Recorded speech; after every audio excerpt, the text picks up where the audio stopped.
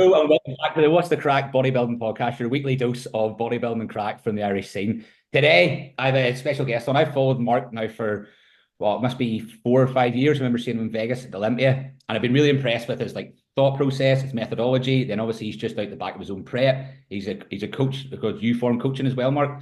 So I'm going to let Mark introduce himself before I go on a wee bit. Yes, Neil, I appreciate you having me on. Thank you very much. So yes, I am Mark Hodson. I am an Irish bodybuilder. I've been competing. My first show was in 2016 as a junior. And since then I've competed kind of every second year or so. I am an online coach. I am a founder of Uform Online. So lifestyle coaching, competition prep, photo shoot prep. So yeah, that's just kind of a brief rundown as to who I am, what I do. So I'm sure we get into a bit more now, and Yeah. I'm sure you have a few questions. Quite a few. I mean, the thing as well, if you do follow Mark's YouTube channel, you're pretty much weekly, sometimes maybe twice a week, you're putting stuff out there as well. Yeah, it's something that when I was growing up, I used to love watching people. There wasn't much out there, so I'm like, right, you know what? I'm just going to document my journey, and hopefully younger guys, etc., can get something from it, and maybe a bit of inspiration or a bit of knowledge, or a bit of a push to start their journey. So I'm enjoying it. So I document everything, and I'll keep doing that into this off season as well. Yeah, it's great. I think even making because a lot of people do the prep side of things, don't they? And then it gets to the off season, you just see it weaning way off. Where that's such a large part of it. And I was saying to you before we kind of started the recording there that I'd watched quite a lot, especially through this prep itself, and it was a pretty successful season for you, Mark, wasn't it? Yeah. I'm happy, but we're never happy. I'm happy with the progress made since last time, but mate, I'm just excited now to take what I've learned from it and last off season, and then take it into this one, and just this is Yeah. bodybuilding, man. It's just continuous progression, and this is what we love doing. So I'm looking forward now to pushing on. I mean, I found it interesting actually because I was watching the one after you. I think you'd won. Did you win? Was it the Coventry one you were talking about? And you didn't really seem that. You were like, yeah, on to the next thing, done. And it's then you sort of come back on yourself after it and said, I actually need to be a little bit more present. I am grateful for it. I am happy about it. But it's just, I think it's that drive within bodybuilding. It's like, right, that's cool. Need to get better. Need to get better. And I think it's a blessing and a curse at points as well. Yeah, mate, absolutely. I think for me, I look back and yeah, yes, we want to win, but I look back and even winning them two shows, it brought me no happiness. And I look back, I'm like, I don't care, because when I lose, I learn so much more. Mm. That fuels me. Like them two shows that I came fourth in the super heavies, that's all that I'm thinking about. Yeah. I'm Yeah. like, right, how the fuck can I get better so that I can jump up to towards these last levels? Yeah. So yes, winning is great. It's always the goal, but I think a lot of people get into bodybuilding and think, right, I have to go win a show, and I'm going to get all this attention, and I'm going to be satisfied, and I'm going to be so happy, and it's going to complete my life. And it doesn't work like that. I think, like I always say, that the prize is the process. Yeah. That is where the happiness comes from. If you can enjoy the process, we're laughing. But that's the thing as well. Show day is, especially, I'm sure there's a lot of first timers who kind of watch this, or younger competitors, and that show day is over in a flash. I think it's important to try and reflect on it a little bit thereafter, but it's then on to the next thing. I mean, every show is kind of a stepping stone, as you say, that super heavies you were in. There's some absolute monsters in there, and obviously you're going that's where I want to be. You Yeah, know. absolutely. And again, like you said there, it's important to look back and reflect and be like, Jesus, that was great. You know what I mean? I enjoyed that. That was, and actually reflect and not just push to the side and keep on pushing forward. So yeah, I have that mindset of, right, let's keep moving. But, at the same time, I am proud of the progress I've made since last time on stage. And even, I look at what I was on stage this year, and when I started, I would have only dreamt of being in the position I am now. With this physique, I would at the start, I wouldn't even have never known if that was achievable. So you have to look back and be like, right, at one stage, I I dreamt of being in the position I am now. You know what I mean? So I think it's important to be grateful for that, while also having that mindset of wanting to push forward. It's a skill, isn't it? It's a balancing act that. Yeah.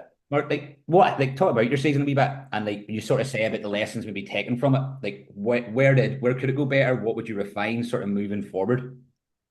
Yeah. So The prep was honestly, mate, so straightforward. It was the easiest prep I've ever done. Honestly, I was like, it's like, 2 weeks out, and I was like, am I still fat? I feel too good. Like I shouldn't feel like this. So it was very straightforward. And I think that's just down to the way that, obviously Cuba mapped things out in terms of time frame wise, but also down to how serious I took the last off season and the Mhm. start position I was in. So I didn't get too fat. I didn't, take the piss during that last off season. So the starting position was good. The prep ran super smooth off the back of that as well. And yeah, it went very well. I done 4 shows in 3 weeks. So the Right. first show was the MK Classic, which was a 2 rows regional. I won novice, and then I came fourth in the supers. The week after, I done PCA Muscle Talk. I won that bodybuilding tall. The week after was the Train by JP Pro Qualifier, fourth in the supers. And the next day I went to Coventry PCA and won the tall class again. So a successful 3 weeks. But Um, it's giving you the chance there. With suppose going into that pro qualifier and them two bro shows, it's like right. So you kind of got like I think that was the level like you're winning them tall shows, and then for yourself now, as you say, it's like right. I assume like the goal is ultimately to be a professional. I mean, I don't even think about that. I get that. I'm not delusional. Like I'm not made for bodybuilding in terms of genetically and my height, etc. as well. So like I'm like, right, I'm not gonna I love doing this, so I'm not gonna stop doing what I do every day. So eventually, if I keep stacking this progress on top of each other and eventually I have physique worthy of being a pro, amazing. But if I don't, I don't. You have to, once you're working as hard as you can, your body will take you to where you can, and your limitations will be your limitations. And what happens will happen.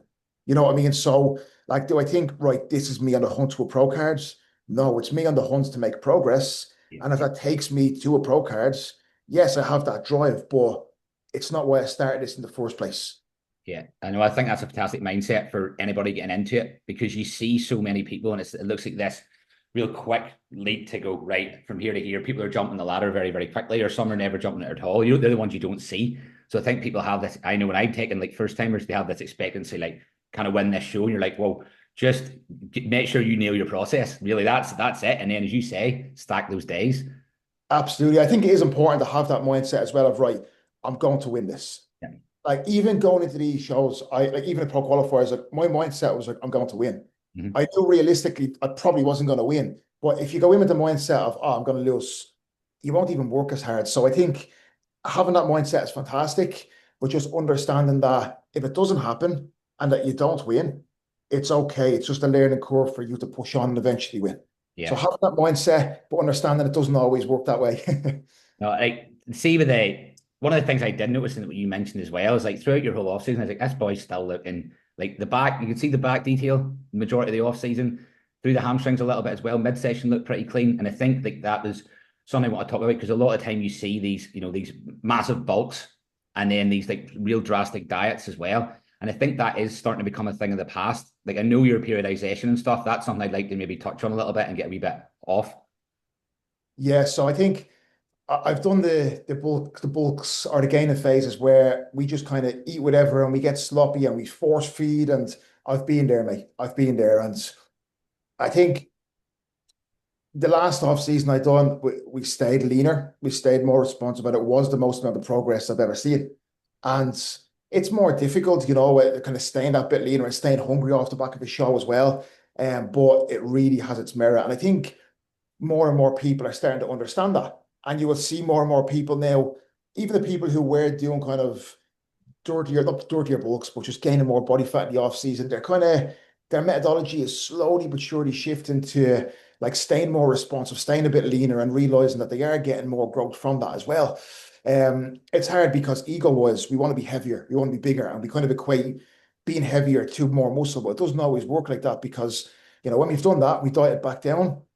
Shit, I haven't gained as much muscle as what I thought. Yeah. So I think we're seeing a shift now to more people understanding that, okay, staying leaner, not super lean, but staying leaner than getting sloppy is definitely having more merit and allowing people to see more progression through off season. That's personally what I found as well.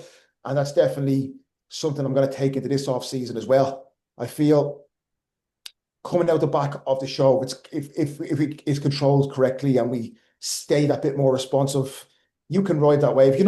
Off the back of a show, your pumps are crazy, more food goes in. Like a lot of people that will die after like 4 weeks because just they're gaining a lot of body fat and their insulin sensitivity is dropping off, etc. But if like I want to be able to sustain that for like 15, 20 plus weeks. And last off season, I was still getting them post show pumps after like 20 weeks. Yeah. And I think that is the perfect position for me to be in. And I think that's what allowed me to see the most amount of progress. Do you feel that there is any merit in those bigger push-ups at any point? I think at the beginning where you don't have as much muscle to begin, obviously the deeper into your bodybuilding career you get, the more muscle you have, the leaner you're going to be able to stay anyway. So at the start, like even if you take your time pushing up, you're still going to get a little bit softer than most people because you don't have that muscle to begin with. So I do think, yes, at stage you're going to have to get sloppier and a little bit on the heavier side. That's normal. But I don't think it's an excuse that a lot of people use just to get fat for the sake of it. Yeah. So understanding that, yes, gaining body fat is going to happen. Like even if you look at my start point from prep, it was still fat in comparison to stage, but it wasn't super stubby in comparison to previous off season. So understanding you're going to gain body fat, that's normal. Then push-ups are needed, but just not using that as an excuse to say, right, I'm just going to eat everything and get fat for the sake of it. Yeah. No, I agree. Like, I mean, this year, even for myself, like my off-season weight didn't really go much higher than it had in previous off seasons, but obviously a cleaner look and the smoothest prep I've ever had to do. Like sitting around 5 weeks out now and only starting to go like, I feel like I'm starting to prep a little bit, and I think that is just down to literally a cleaner off season. But what I noticed as well, I'm sure you did, Mark, as well, with those bigger push-ups, like training performance as well. Actually, your ability to do even reps above 6, and even at that point, mobility, ridiculously poor back pumps, especially the post-show period like that was crippling. That's the bit, like, it just sucked the enjoyment out of off-season. You just felt like a slob. Absolutely, mate. And this is one thing, like, what drives more muscle? Being able to train to your highest standards for a prolonged period of time. Like, for me, I'd get to these heavier body weights and my lower back would be gone. My sleep quality would be shit. Yeah. I'd like my food would be sitting on my gut. My training sessions, like I'd be sluggish. I'd be tired. I wouldn't have that fire. So, like, I don't think that's a good thing because if you can't perform at your best in these sessions, how are you meant to grow maximum muscle? So, by staying a little bit, because put it this way, right? Let's say this off season I got up to like I was like 129 at the start of prep, 128 or so. Previous off season I was like 133, 134. Okay. But realistically, that was literally 5-6 kilo of just water that and body fat that it was actually just taken away from my progression. Yeah. I was more inflamed, my joints were sore, I was picking up injuries. So that was just literally additional stress in my body that my body just didn't want and didn't need. And then by staying that little bit lighter with not as much body fat, there was no niggles, my joints were better, there was no lower back pumps, my sleep was better. So these are all things that when we're younger, we neglect, but sleep, inflammation, being able to train at our best, they are the fundamentals that we kind of ignore in the early days. Yeah, I mean, that's something I've learned a massive lesson on, as you say, as well. And like the sleep component to it too. It's like especially even in a dieting phase as well. It's like trying to protect that as much as possible. Like stress management's a massive one. I think that's something as well that you would talk quite a lot in terms of like your stress management, in terms of setting up preps. Like, is there anything that you particularly do in terms of like managing general stress? Let's say even in a prep, because we talked a little bit about off seasons, but in a prep, how would you sort of manage stress, inflammation, that side of ththings? Yeah, that's a great question. So for a start, I'd make sure you're going into the prep in a position where your house is in order. So like your relationships, your finances, your work life, everything. Because if you're going in, right, for example, I actually planned on starting prep earlier this year. And then things came up. I had to travel at the start of the year, etc. as well. And I was like, right, if I start prep now, it's my stress is going to be higher. It's just not smart to do this because I'm not going to be as responsive. So I was like, right, this is the date I'm home. This is when I'm settled. This is when stress is going to be lower. It's like, right, starting in that position where my house is in order, that sets me in a much better starting position. And then during a prep, it's just, honestly, mate, routine and organization is a massive one. Like, I am like, if you ask me what I'm doing Next Saturday at 2 o'clock, I can tell you, like everything is, everything is, structured and organized. And for me, that takes anxiety down, overwhelm down.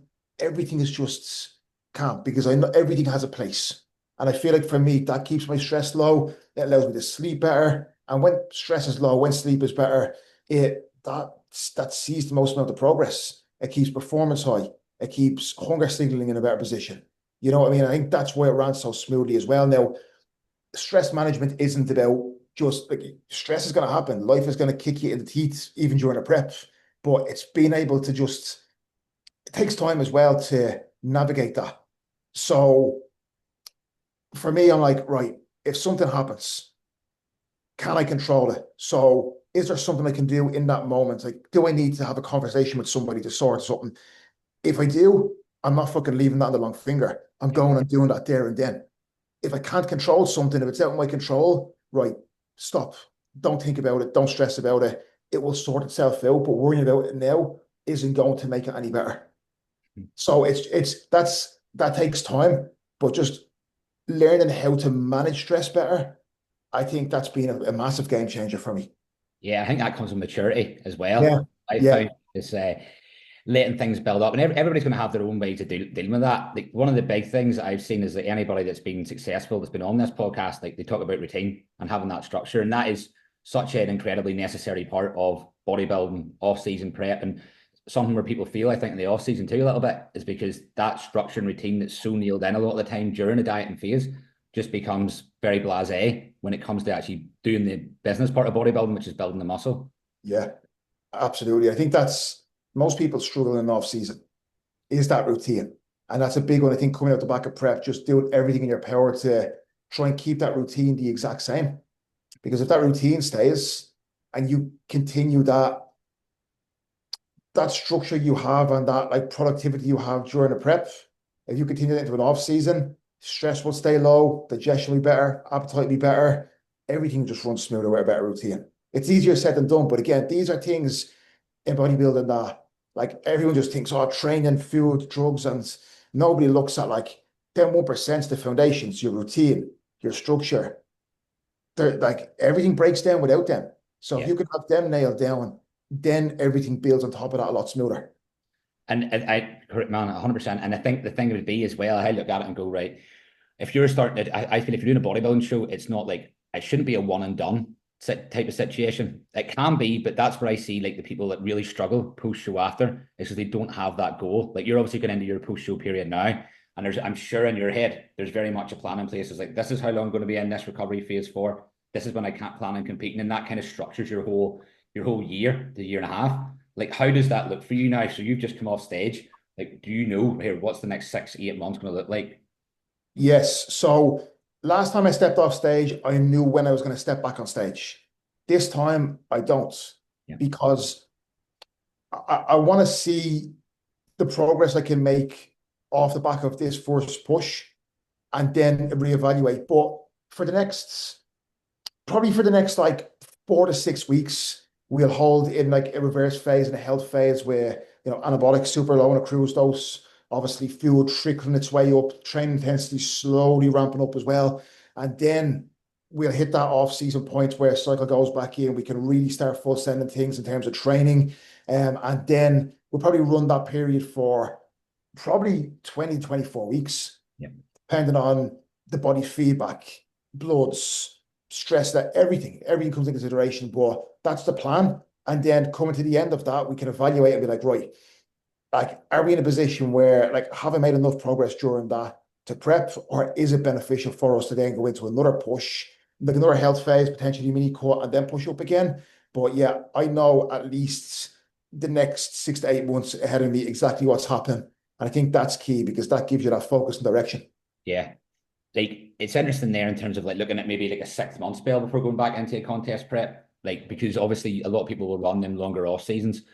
Like sometimes they're needed. What I found is like the amount of muscle I feel that I'm gaining after say a certain amount of time in them off seasons. Obviously, there's been mistakes made. Maybe body isn't as receptive as well. But the actual getting on stage, competing part of it, it really sets up that next muscle building phase. So I think sometimes when people are spending 18 months, 2 years out, it nearly takes away from their progress rather than actually like facilitating it.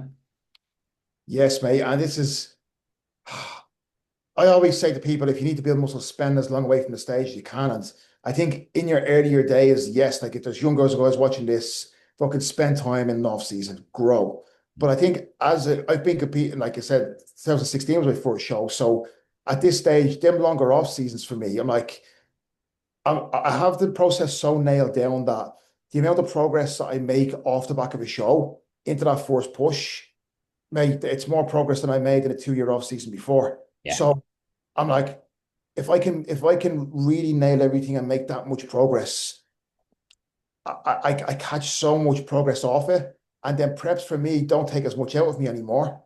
And I get leaner easier. So then off the back of that next prep again, if I'm mini cutting, for example, like for 8 weeks, if I just add 8 weeks onto that and go compete, then I can catch an even bigger reverse out of the back of it and make that same progress again.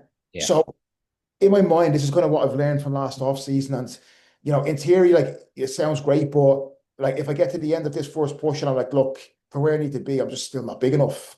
I will go back into another push. It just depends how the body's responding and where I'm at. But we're going to see this time where we're at after this first push, because I do feel it could be even that one push up for me, where how I'm operating. I know it can be a significant jump forwards. Yeah, it's quite clear as well, speaking to you, that you're incredibly dialed in on things. That's one of the reasons why I love that side of things.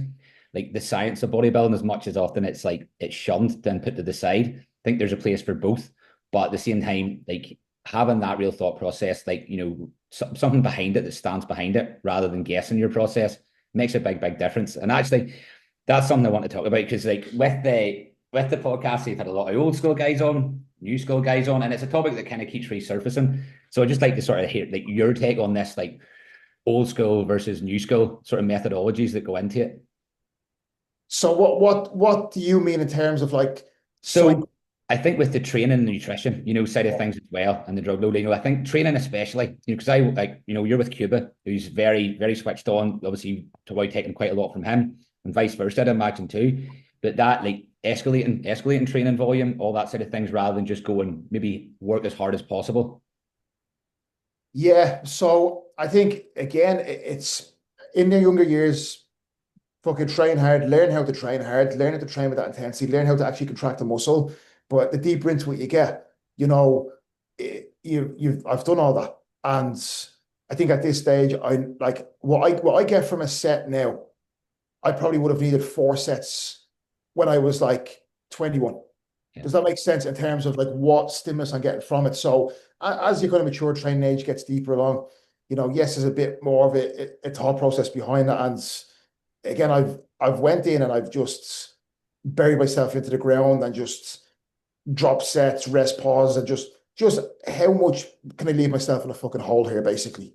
You know what I mean? But there comes a stage where it doesn't really yield any more progress, because you're getting so much stronger as well, and you can generate that intensity, just getting injured.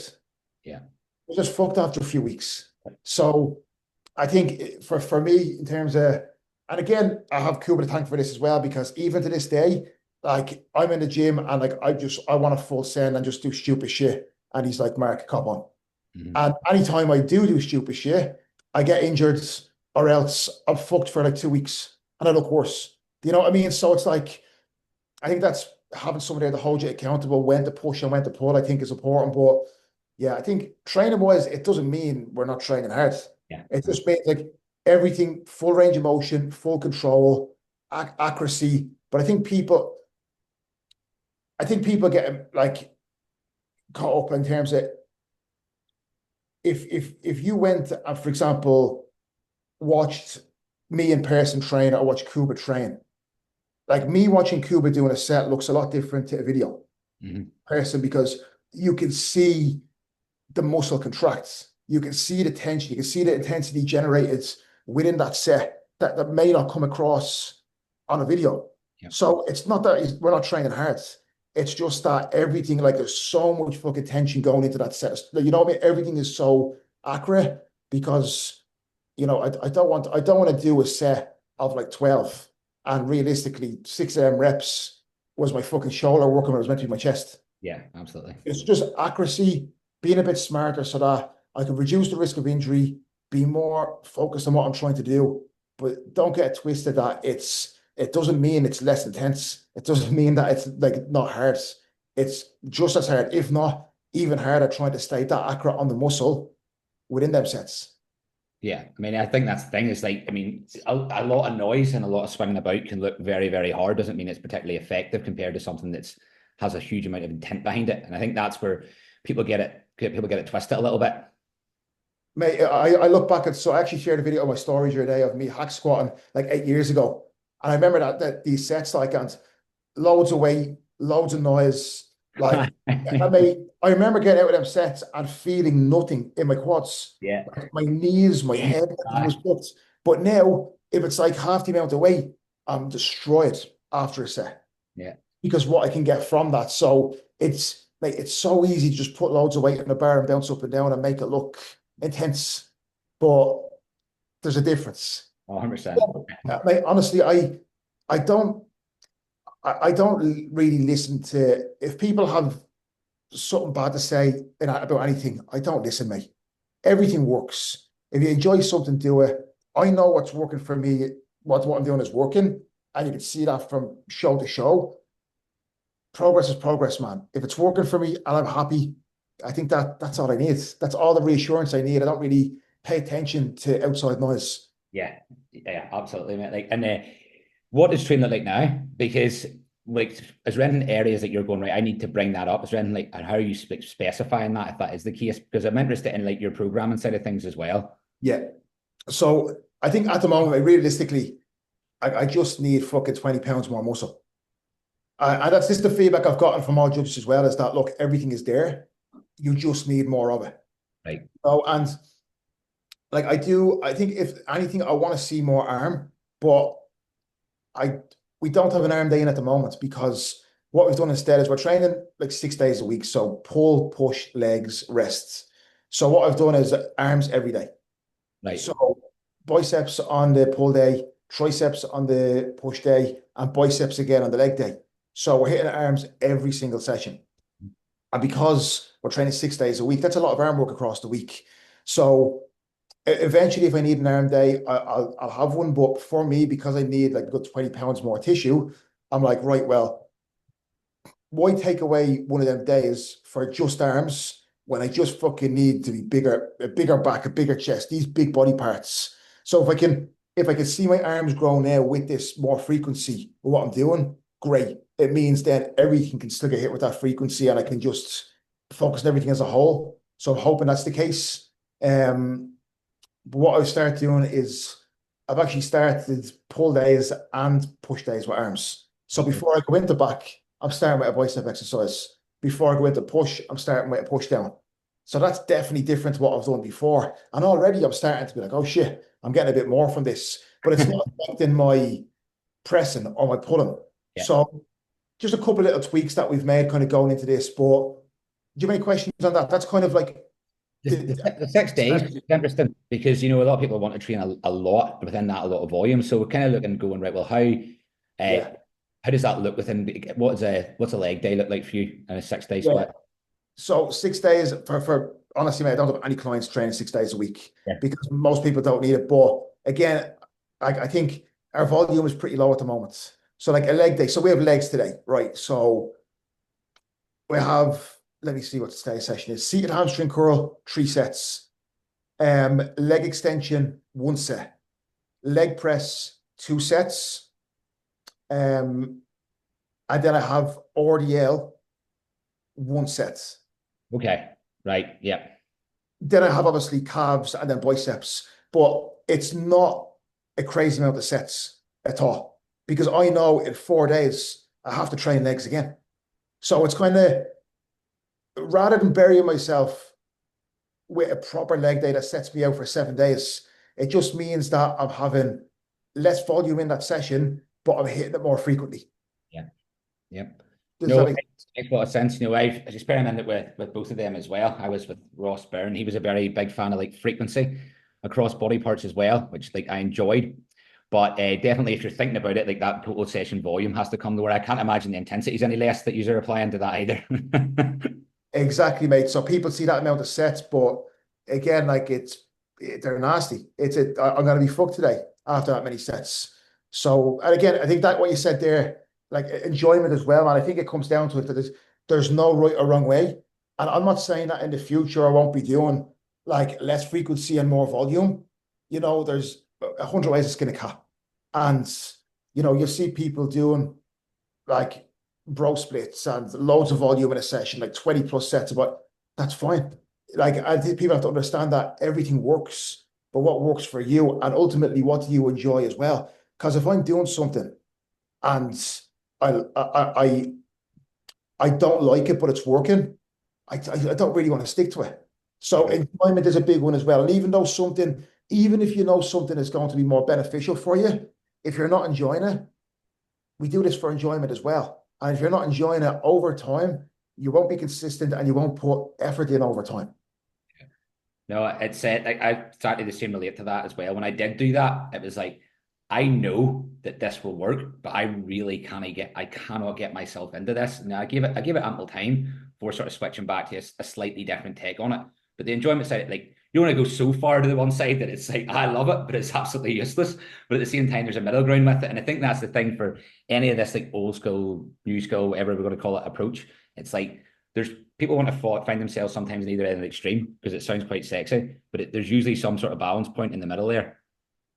Absolutely. And I think, like, why does it have to be one or the other? Why does it have to be old school or new school? Why can't you take your intensity from old school with newer school methodologies in terms of, right, what, like, if you're old school, so to speak, and there's gaps in your physique or you have things you need to bring up, like, why can't you be open-minded and be like, right, maybe I will try this, but I'm going to take that same intensity and apply it because ultimately, mate, it's like how hard you're training is the most important thing. You could do any fucking training split in the world, but like if you're taking it to that intensity, that's what's going to drive progress. Yeah. Whether you're doing fucking machines or free weights or all, it's intensity at the end of the day. Because Chuba had put a post up there, I think it was yesterday, saying about how to build a thick back. It was showing obviously his RDLs and stuff, but saying about getting stronger. Yes, even in fucking D handle pull downs as well. So there's a place for everything there if applied correctly. 100%. And again, these are all things as well for me. It took me a while to kind of wrap my head around trying different exercises and, changing mindset, etc., and dropping ego ultimately. But when you're open-minded in all aspects of life, man, it just leads to more growth. And if you're open-minded and you don't like something that doesn't work for you, you can just go back to where you were. But unless you try something new, you'll never know. Actually, talking about Cuba, how's it been? So obviously you've been training with Cuba now as well for like years, I feel like. Yeah, mate. So we start. I started getting coached by him the end of 2020.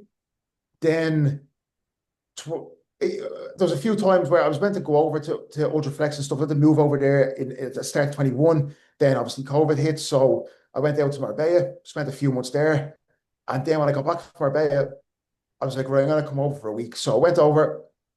We trained together, and he was like, look, like if you move over, we'll just train together all the time.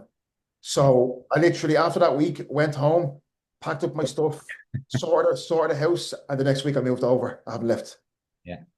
So I love it, man. Love it. The UK has definitely really helped me elevate business wise, athlete wise, progress wise in every aspect, mate.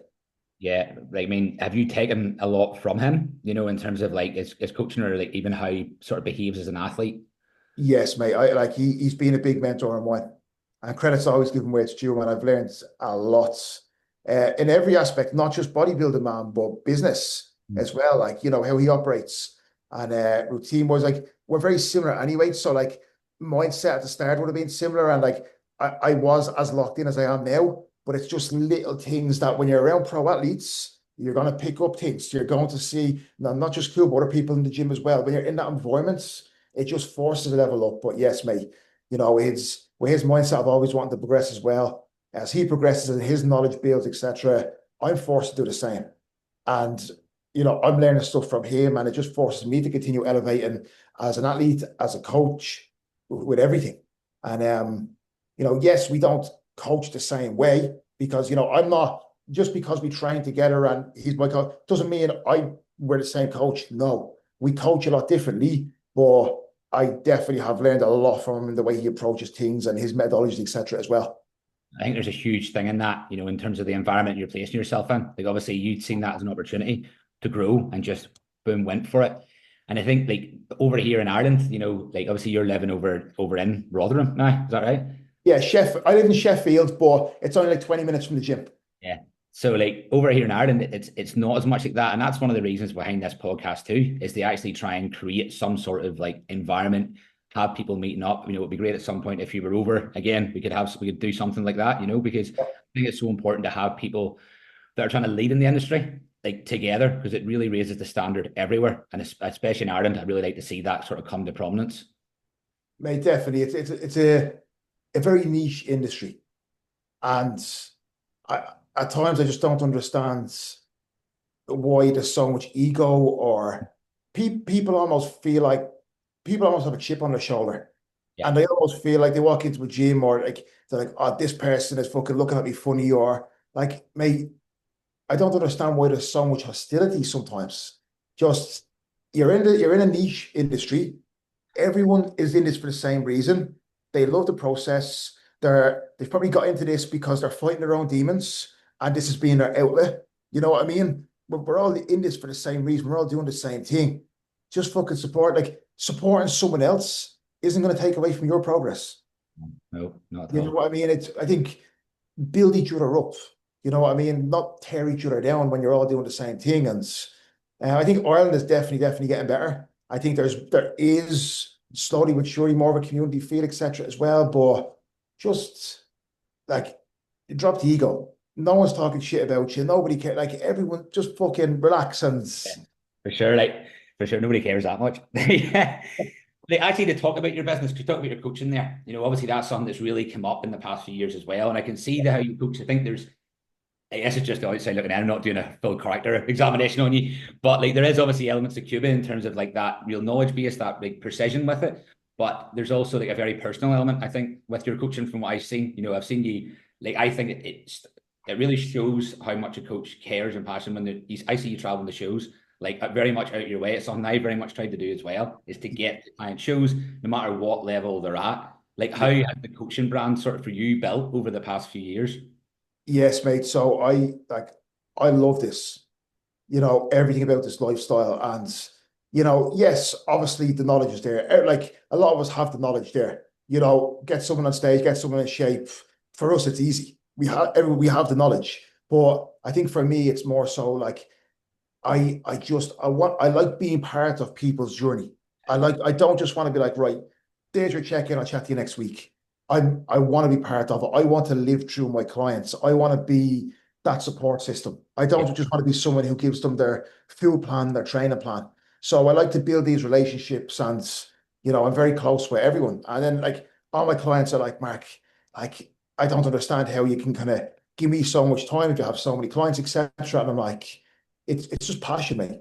I think when you love something, you just it's not work like traveling to shows and stuff. I do that because I want to, because I want to be there, not because I feel like I have to. So yeah, I think that personal element for me is massive because it brings me so much joy and happiness. I'm back in Ireland for a couple of weeks in September, and every session I do, I'll train with a client. You know what I mean? Because I want to be around them. I want to help them. I want to be part of their journey. Because when I was younger, I didn't have that. I wanted someone to look up to or to kind of bring me along and to kind of open doors for me and guide me in the right direction. But I didn't have that. So I just I want to help drag people up and push them forward their own progression and make them realize their potential as much as I possibly can. You can see that passion. You can hear it in your voice, and I think it rang very true to me there as well. Is about like wanting to be part of somebody's journey, and almost like it really sounds negative, but like living through your client to some degree. Like that, I know when shoes are coming up, like, and it's frustrating sometimes when a client maybe isn't giving you that same level of like want and desire back because you fucking want it so much for them. Yeah, mate. Yeah, I know. And I think, yeah, I'm my own worst enemy at times because I put so much in, and then some people maybe it doesn't mean as much to them at times, and I'm trying to drag it out of them. But when I can make people realize the potential that I believe they have, and I can drag it out of them, and they go from like not really giving me that to all of a sudden they're like it's grown. That's always nice to see as well because I can see me pulling it out of them, and it just leads to more progression. Yeah. Like how is that brand of yours built then? How in the last few years, like what have you done that's kind of, is it just been more clients, just getting better results? Like how have you pushed that to become what it is today? Yes, mate. So it's really just being organic. You know what I mean? Like no like marketing or I think a lot of coaching these days is you'll see yourself like business mentors. And I think ultimately, man, it's just being passion, results, and honestly, mate, just fucking caring. If you care about people and truly care about what you do, I fully believe that, like, with the amount that I put out there in terms of content and knowledge, and it comes back. All that time off my back, putting it out for free, and when people see that you care that much, and then when they come on board and realize, oh shit, like I'm getting even more here off this guy. He cares even more about me and my journey. I think that just starts to build. Word of mouth. It's just a snowball effect from there. So I think my advice to any young coaches is just really care about what you do, be passionate, just fucking grind away, put the work in, and it shouldn't really feel like a job to you. And over time, if the same with bodybuilding, this is everything ties in. Technology. If, Yep. if you are literally just if you're ticking all your boxes every day and showing up, and the passion is there, and you're building and building, it's impossible not to get to where you want to be, physique wise, business wise, coach, whatever it is. Yeah. One day No, at a time. no, I fully agree. We'll get that as a tagline, like, because it is true. It's like I think like bodybuilding for most things in life, I kind of draw an analogy and a parallel from it.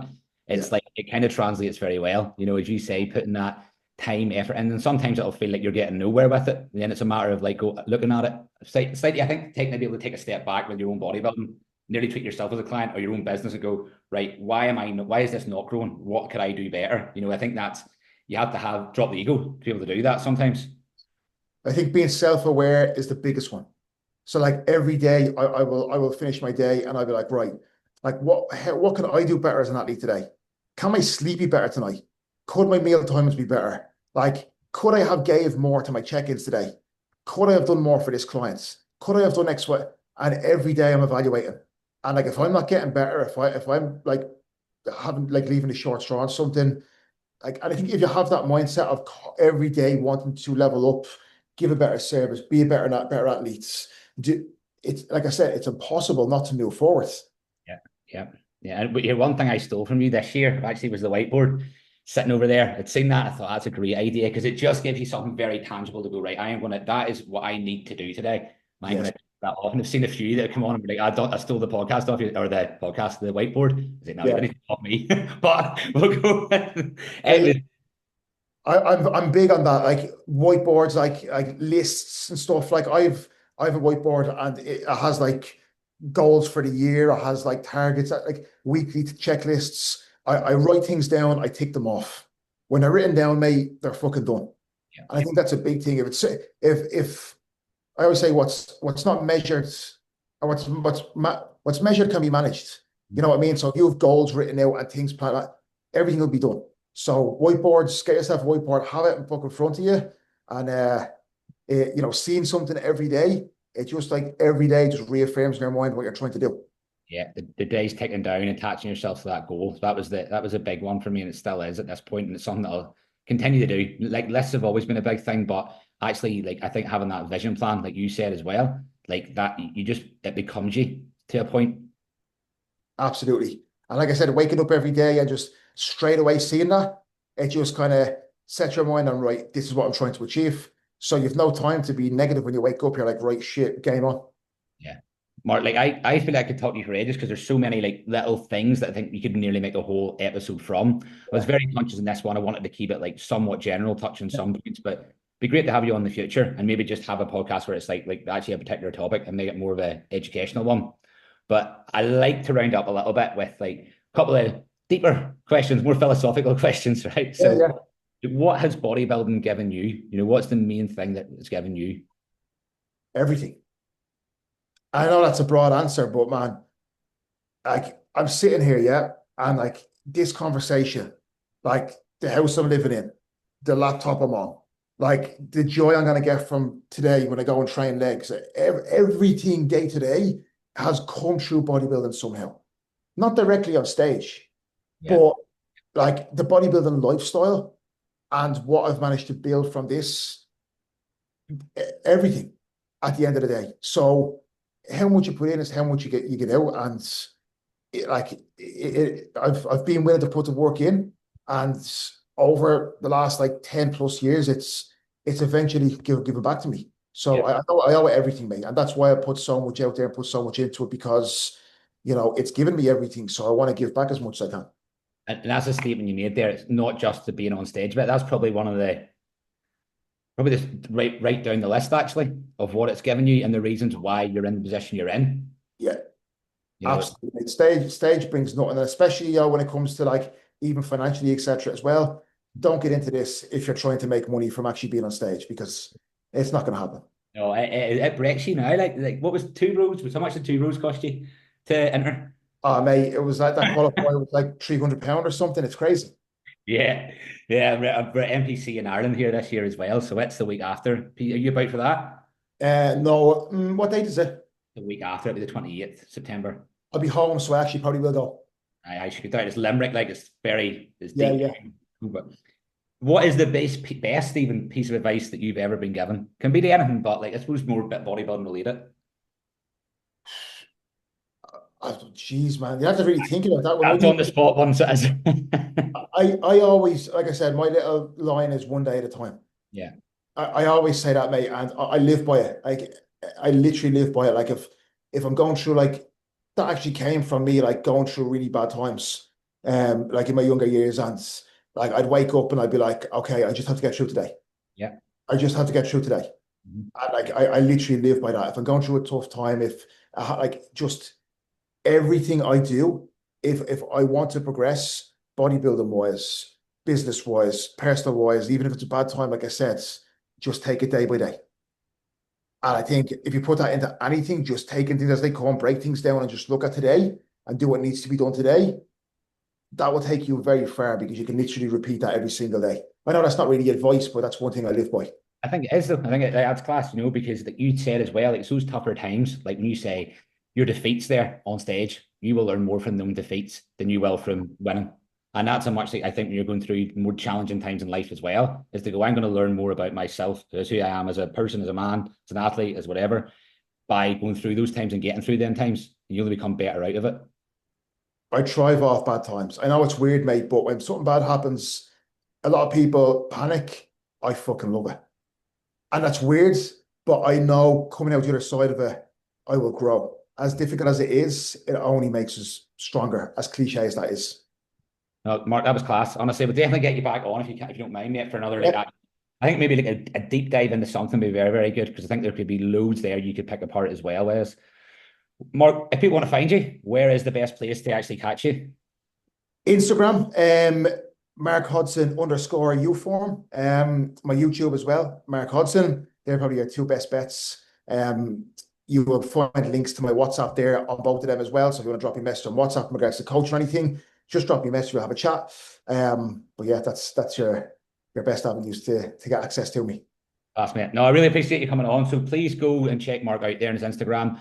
Definitely go watch some of his YouTube series there. I thought they were really, really good this year. Really good insight into everything. And then, as always, obviously, get me at Neil Rennie Coaching on Instagram. Obviously, go on the YouTube, follow the podcast, support it, do the usual, the like, the share, subscribe sort of thing as well for us. And follow along. We will be back next week. Good man, Mark. Cheers, mate.